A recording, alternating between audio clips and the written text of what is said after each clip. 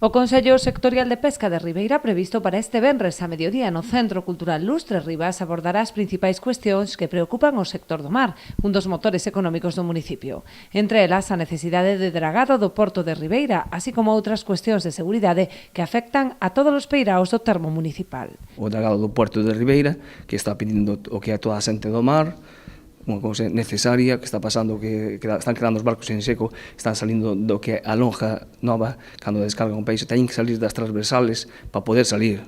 Ese é un punto. Están pedindo tamén as escaleiras, que hai moitísimas escaleiras rotas, anillas. Ese é o tema de Ribeira. O máis importante é a luz do muelle comercial, que hai dúas farolas que non funcionan hai meses.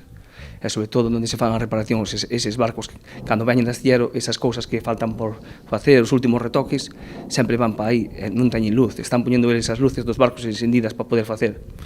Despois vamos para Palmeira, tamén está a xente que se pinten esas barandillas, pero bueno, co Rubedo tamén, que non teñen anillas para amarrar unhas escaleiras. Outro dos obxectivos desta reunión é poñer sobre a mesa a perda de produtividade da ría ante a caída das capturas do marisqueo, que se traduce en perdas case inasumibles para o sector. A necesidade de estudar que está pasando na ría da Arousa por esa baixada na produción marisqueira e pesqueira.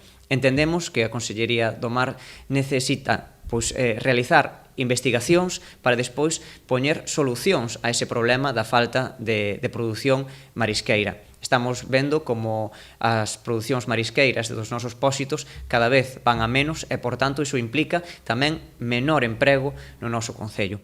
A reunión contará coa asistencia de responsables da Consellería do Mar e do Goberno local. Estarán representados tamén os principais actores do sector do mar, con patróns maiores, presidentes de asociacións e entidades pesqueiras e as forzas de seguridade.